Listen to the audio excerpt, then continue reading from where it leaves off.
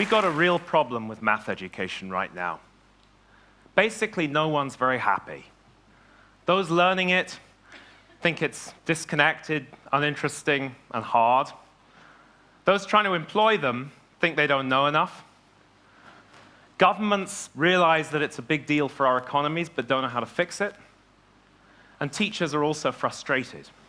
Yet math is more important to the world than any point in human history. So at one end, we've got falling interest in education in math, and at the other end, we've got a more mathematical world, a more quantitative world than we ever have had.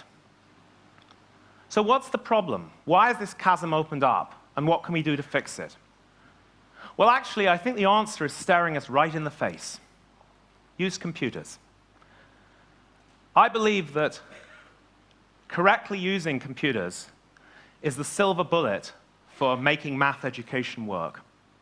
So to explain that, let me first talk a bit about what math looks like in the real world and what it looks like in education. See, in the real world, math isn't necessarily done by mathematicians. It's done by geologists, engineers, biologists, all sorts of different people, modeling and simulation. It's actually very popular. But in education, it looks very different. Dumbed-down problems, lots of calculating, mostly by hand. Lots of things that seem simple and not difficult, like in the real world, except if you're learning it. And another thing about math. Math sometimes looks like math, like in this example here. And sometimes it doesn't, like, am I drunk? And then you get an answer that's quantitative in the modern world. You wouldn't have expected that a few years back. But now you can find out all about, unfortunately my weight is a little higher than that, but all about what happens. So let's zoom out a bit and ask, why are we teaching people math? What's the point of teaching people math? And in particular, why are we teaching them math? And in general, why is it such an important part of education as a sort of compulsory subject? Well, I think there are about 3 reasons. Technical jobs, so critical to the development of our economies. What I call everyday living. You know, to function in the world today, you've got to be pretty quantitative, much more so than a few years ago. You know, figuring out your mortgages, being skeptical of government statistics, those kinds of things. And thirdly, what I would call, you know, something like logical mind training, logical thinking. Over the years, we've put so much in society into being able to process and think logically. It's part of human society. It's very important to learn that. Math is a great way to do that. So let's ask another question. What is math? What do we mean when we say we're doing math or educating people to do math? Well, I think it's about 4 steps, roughly speaking. Starting with posing the right question. What is it that we want to ask? What is it we're trying to find out here? And this is the thing most screwed up in the outside world, beyond virtually any other part of doing math. People ask the wrong question, and surprisingly enough, they get the wrong answer for that reason, if not for others. So the next thing is take that problem and turn it from a real-world problem into a sort of math problem. That's stage 2. Once you've done that, then there's the computation step. Turn it from that into some answer in a mathematical form. And of course, math's very powerful at doing that. And then finally, turn it back to the real world. Did it answer the question? And also verify it, crucial step. Now, here's the crazy thing right now. In math education, we're spending about perhaps 80% of the time teaching people to do step 3 by hand. Yet that's the one step computers can do better than any human after years of practice. Instead, we ought to be using computers to do step 3, and using the students to spend much more effort on learning how to do steps 1, 2, and 4, conceptualizing problems, applying them, getting the teacher to run them through how to do that. See, crucial point here, math is not equal to calculating. Math is a much broader subject than calculating. Now, it's understandable that this has all got intertwined. Over hundreds of years, there was only one way to do calculating. That was by hand. But in the last few decades, that has totally changed. We've had the biggest transformation of any ancient subject that I can ever imagine with computers. Calculating was typically the limiting step, and now often it isn't. So I think of it in terms of the fact that math has been liberated from calculating. But that math liberation didn't get into education yet. See, I think of calculating in a sense as the machinery of math. It's the chore. It's the thing you'd like to avoid if you can, like to get a machine to do. It's a means to an end, not an end in itself. And automation allows us to have that machinery. Computers allow us to do that. And this is not a small problem by any means. I estimated that just today, across the world, we spent about 106 average world lifetimes teaching people how to calculate by hand. That's an amazing amount of human endeavor. So we better be damn sure, and by the way, they didn't even have fun doing it, most of them. So we better be damn sure that we know why we're doing that, and it has a real purpose. I think we should be assuming computers for doing the calculating and only doing hand calculations where it really makes sense to teach people that. And I think there are some cases. For example, mental arithmetic. I still do a lot of that, mainly for estimating. People say, is such and such true? And I think, not sure. I'll think about it roughly. It's still quicker to do that, more practical. So I think practicality is one case where it's worth teaching people by hand. And then there are certain conceptual things that can also benefit from hand calculating, but I think they're relatively small in number. One thing I often ask about is ancient Greek and how this relates. See, the thing we're doing right now is we're forcing people to learn mathematics. It's a major subject. I'm not for 1 minute suggesting that if people are interested in hand calculating or in following their own interests in any subject, however bizarre, they should do that. That's absolutely the right thing for people to follow their self-interest. I was somewhat interested in ancient Greek, but I don't think that we should force the entire population to learn a subject like ancient Greek. I don't think it's warranted. So I have this distinction between what we're making people do and the subject that's sort of mainstream and the subject that, in a sense, people might follow with their own interest and perhaps even be spiked into doing that. So what are the issues people bring up with this? Well, one of them is they say, you need to get the basics first. You shouldn't use the machine until you get the basics of the subject. So my usual question is, what do you mean by basics? Basics of what? Are the basics of driving a car learning how to service it, or design it for that matter? Are the basics of writing learning how to sharpen a quill? I don't think so. I think you need to separate the basics of what you're trying to do from how it gets done and the machinery of how it gets done. And automation allows you to make that separation. 100 years ago, it's certainly true that to drive a car, you kind of needed to know a lot about the mechanics of the car and how the ignition timing worked and all sorts of things.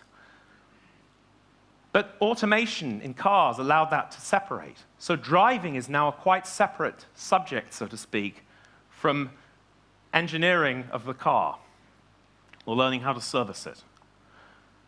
So automation allows this separation and also allows, in the case of driving, and I believe also in the future case of maths, a democratized way of doing that. It can be spread across a much larger number of people who can really work with that. So there's another thing that comes up with basics.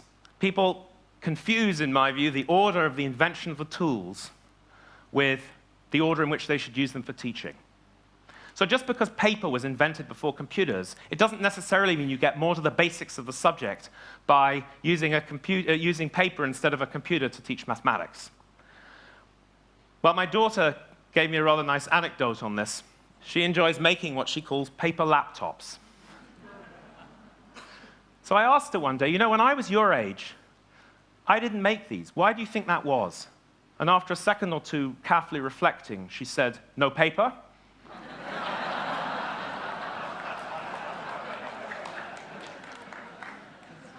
If you were born after computers and paper, it doesn't really matter which order you're taught with them in. You just want to have the best tool.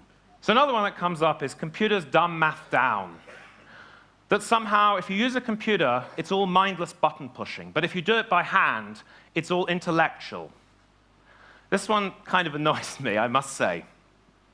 Do we really believe that the math that most people are actually doing in school practically today is more than applying procedures to problems they don't really understand for reasons they don't get?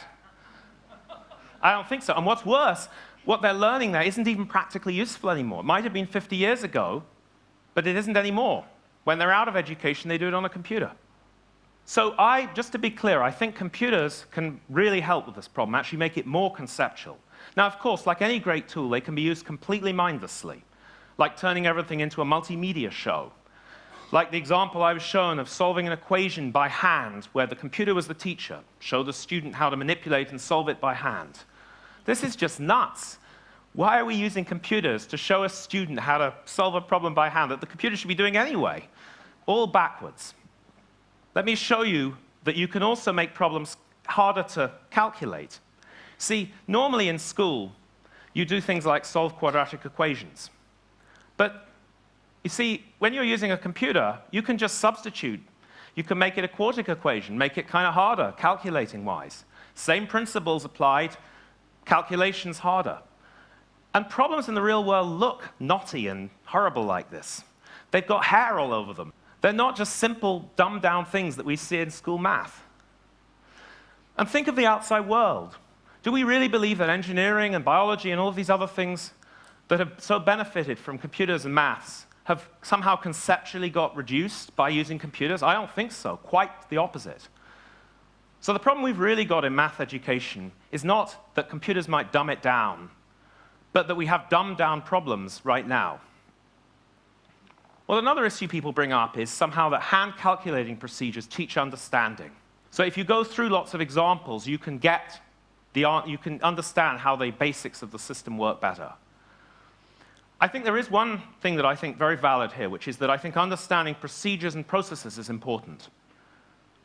But there's a fantastic way to do that in the modern world. It's called programming. Programming is how most procedures and processes get written down these days. And it's also a great way to engage students much more and to check they really understand. If you really want to check you understand math, then write a program to do it. So programming is the way I think we should be doing that. So to be clear, what I really am suggesting here is we have a unique opportunity to make maths both more practical and more conceptual simultaneously. I can't think of any other subject where that's recently been possible. It's usually some kind of choice between the vocational and the intellectual. But I think we can do both at the same time here. And we open up so many more possibilities. You can do so many more problems. What I really think we gain from this is students getting intuition and experience in far greater quantities than they've ever got before. An experience of harder problems, being able to play with the math, interact with it, feel it. We want people who can feel the math instinctively. That's what computers allow us to do. Another thing it allows us to do is reorder the curriculum. Traditionally, it's been by how difficult it is to calculate. But now we can reorder it by how difficult it is to understand the concepts, however hard the calculating. So calculus has traditionally been taught very late. Why is this? Well, it's damn hard doing the calculations. That's the problem. But actually, many of the concepts were amenable to a much younger age group. This was a little example I built for my daughter, and very, very simple. You know, we were talking about what happens when you increase the number of sides of a polygon to a very large number. And of course, it turns into a circle. By the way, she was also very insistent on being able to change the color. Important feature for this demonstration. You can see that this is a very early step into limits and differential calculus and what happens when you take things to an extreme and very small sides and very large number of sides. But that, very simple example, that's a view of the world that we don't usually give people for many, many years after this. And yet that's a really important practical view of the world. So one of the roadblocks we have in moving this agenda forward is exams. In the end, if we test everyone by hand in exams, it's kind of hard to get the curricula changed to a point where they can use computers during the semesters. And one of the reasons it's so important, so it's very important to get computers in exams. And then we can ask questions, real questions. Questions like, what's the best life insurance policy to get? Real questions that people have in their everyday lives. And you see, this isn't some dumbed-down model here. This is an actual model where we can be asked to optimize what happens. How many years of protection do I need? What does that do to the payments and to the interest rates and so forth? Now, not for 1 minute suggesting it's the only kind of question that should be asked in exams, but I think it's a very important type that right now just gets completely ignored and is critical for people's real understanding. So I believe critical reform we have to do in computer-based math. We've got to make sure that we can move our economies forward and also our societies based on the idea that people can really feel mathematics. This isn't some optional extra. And the country that does this first will, in my view, leapfrog others in achieving a new economy even, an improved economy, an improved outlook. In fact, I even talk about us moving from what we often call now the knowledge economy to what we might call a computational knowledge economy, where high-level math is integral to what everyone does in the way that knowledge currently is. We can engage so many more students with this, and they can have a better time doing it. And let's understand, this is not an incremental sort of change. We're trying to cross a chasm here between school math and the real-world math. And you know, if you walk across a chasm, you end up making it worse than if you didn't start at all. Bigger disaster.